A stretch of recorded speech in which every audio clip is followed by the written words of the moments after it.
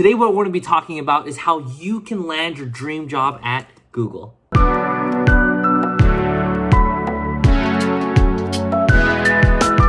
So for those people who don't know, my story and path to Google was I started off as an intern back in 2016 and I shortly converted to being an analyst in 2017 and have since then moved to becoming a senior strategy and operations manager in about 2 years. And shortly after that, I left to join Lucid as a product strategy manager before I came to Wonsulting full-time. Today, what we're going to be talking about is some of the tips and tricks that I think has sort of helped me stand out as an applicant and how every single one of you can stand out today.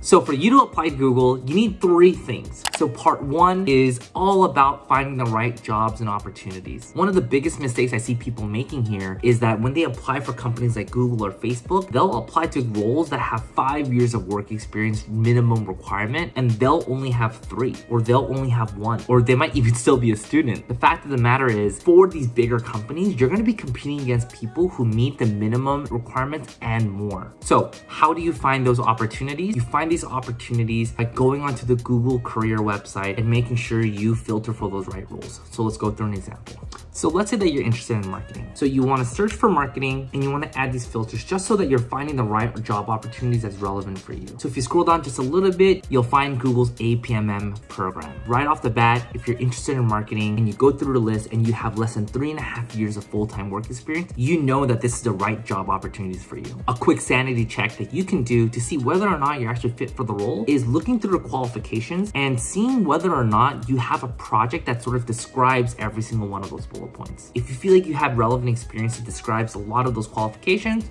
then you're good to go. 2, you need a strong resume that clearly outlines your story and how it directly ties into that role. So when a recruiter reads your resume, they're like, dang, I need to hire this person. So for those people who need a resume, click on this video to figure out how you can get started and write a beautiful resume. Let's say that you have your resume and you're struggling to figure out how you can clearly articulate your story. Let's go through the resume I used to get an interview at Google as an intern without ever having a referral. The first section that you'll see on the intern resume that I used is my education section. The reason why I highlighted my education section at the top is just to make sure that the recruiter knows I am a student. One of the biggest mistakes I see people make is that they'll add their experiences or they'll add their club experience at the top, which sort of confuses the recruiter and doesn't really let them know that you're a student and looking for an internship. Of course, you want to list your GPA if it's above a 3.5 or 3.4. If it isn't, feel free to omit it. In the next sections of my resume is my work experience. My work experience is a little abnormal from the average college student because what I did was I interned every single semester during my entire college career. So as you sort of look through my resume here, you'll immediately see that I have 5 experiences before I applied for the Google Bold internship. Each and every single one of these experiences highlighted a different set of skills that range from analytics, project management, to stakeholder management. And those are the 3 skills that I really wanted to show throughout the story of my resume, just to make sure the recruiter goes, dang, this student did all this and they're only a junior in college? That's sort of the punch that I wanted to give the recruiters. The next section is consulting experience. And what consulting experience really meant were these were class projects where we had an actual client, we were a true consulting team. The reason why I had consulting experience on my resume is because I knew that stakeholder management, project management, and analytics skills, those are 3 skills that really these tech companies were looking for as an intern. So therefore, I want to make sure that the recruiters knew that I had consulting experience and really flex that so that they knew exactly what I can bring to the table. And one of the last sections that I have here is my leadership experiences. The leadership experiences is so key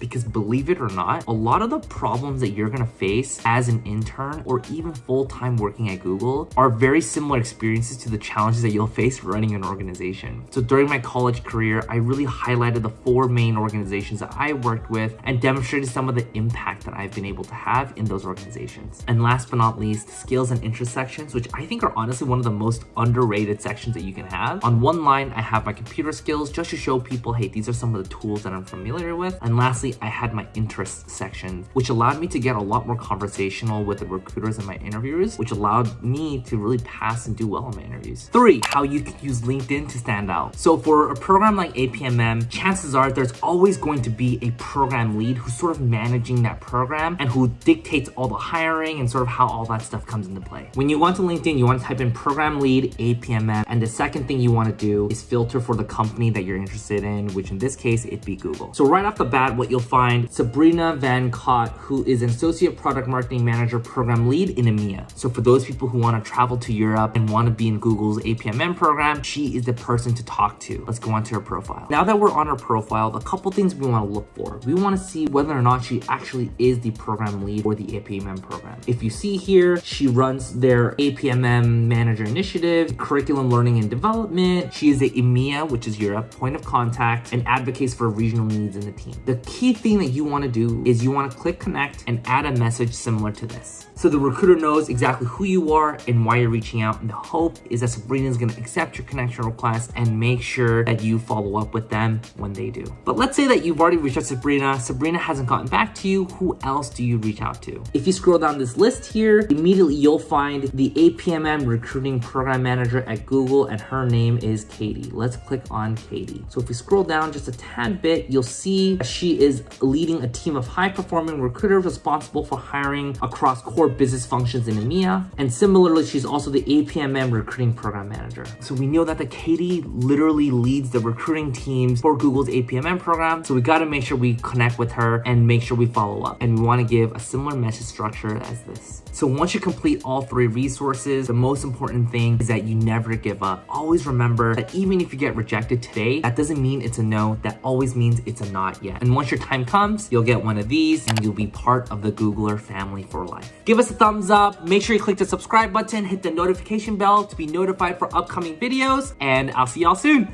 Peace.